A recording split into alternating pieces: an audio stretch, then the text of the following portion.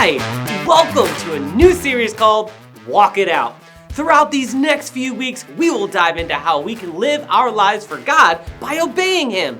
Our bottom line every week will be obey God. Yep, you heard that right. We will have the same bottom line every week of this series.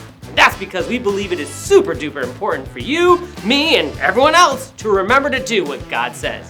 And the Bible tells us that. So let's say the bottom line together. Obey God. Sweet! I thought it would be fun to play a little game. It's called Look at These Pictures and Tell Me What They All Have in Common, the game. I know that's kind of a long title, but at least it helps us know what we need to do. Basically, there will be several pictures shown together, and you get to guess what those pictures have in common. For each one you get correct, you can give yourself a fake point if you want. Are you ready? Good! Here we go. First set of pictures.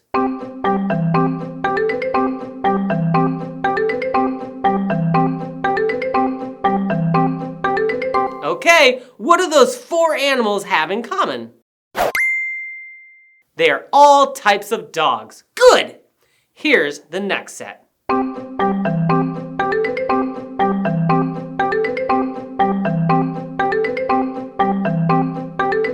Time's up! What do those four pictures have in common? Yep, they are all cities. Next one.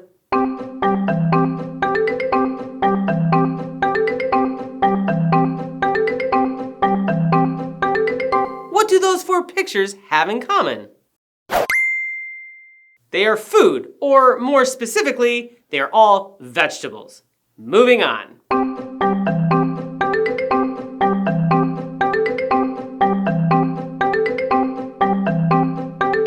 Did you figure that one out? They're all examples of transportation or ways to get around. Okay, we got one more to go.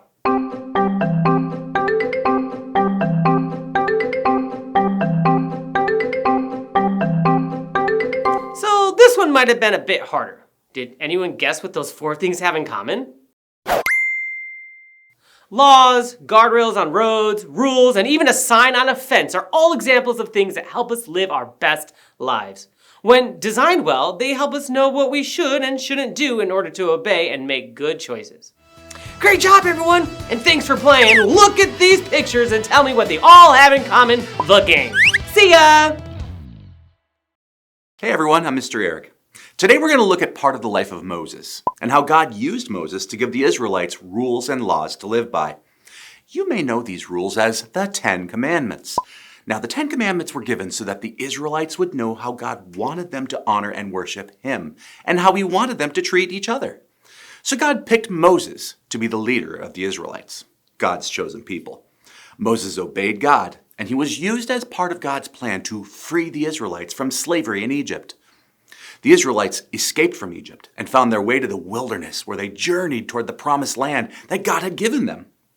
Now, during that time, they stopped at Mount Sinai, where God spoke to Moses.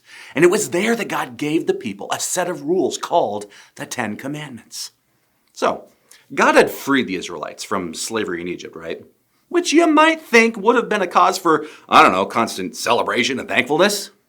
But actually, they often complained and forgot about all that God had done for them. God had chosen the Israelites as His special people, but they didn't yet understand what that meant and how they were supposed to live their lives for Him. Well, as God's chosen people, He expected them to behave and act differently than the rest of the world. One of the ways they were to do this was by following the Ten Commandments. The Ten Commandments are all about loving God, putting Him first, and loving and respecting other people. God gave the Ten Commandments to Moses to share with God's people, and they are found in the book of Exodus in chapter 20. Let's take a look at them. Commandment 1, respect God as the one true God. Commandment 2, do not make any idols to worship. Commandment 3, respect God's name and don't use it badly. Commandment 4, do all your work in 6 days and rest on the seventh. Commandment 5, respect your mother and father. Commandment 6, do not murder. Commandment 7, do not commit adultery.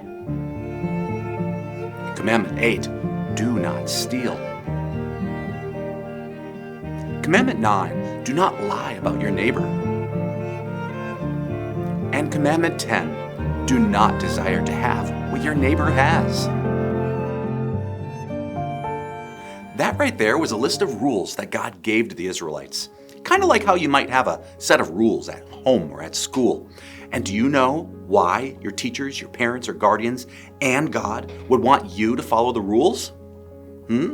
Well, because they love you, and they want you to stay safe and live your best life. And believe it or not, God gives us instructions and commands because He loves us too. Rules in school help you be successful and safe in school. Rules at home help you be successful and safe at home.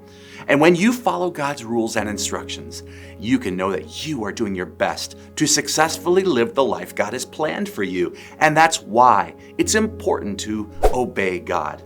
Can you say that bottom line with me again? Obey God. Now, the 10 Commandments were given to the Israelites to show them how to live their lives for God. And God put the 10 Commandments, along with many other instructions, in the Bible so that we could learn how to obey Him too. But the problem is that none of us can follow them perfectly. The Bible teaches us that none of us can be perfect like God because we sin and we disobey Him. See, God knows this, and because He loves us so much, He promises to forgive us when we tell Him we're sorry for sinning. The important thing is to remember is to always do our best to obey God. Moses did his best to obey God, and so did the Israelites. Did they mess up sometimes? Yeah, absolutely, and so do we. But how do we walk it out and live our lives for God?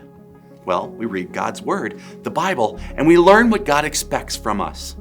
Then we choose to follow His commands and His instructions. That's walking in obedience. And you also obey God when you obey others who tell you to do things that would honor Him, like cleaning your room or doing your homework when you're told without grumbling or complaining, and following your home or classroom rules, and loving others and telling them about Jesus. God is so pleased when we obey. So let's say our bottom line together. Obey God. Our memory verse can help us remember what to do and why we should do it.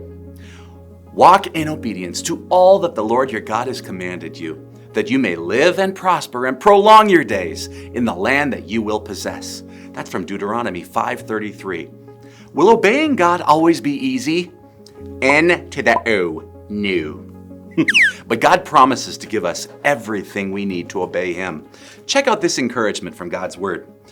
By His divine power, God has given us everything we need for living a godly life. That's 2 Peter 1:3.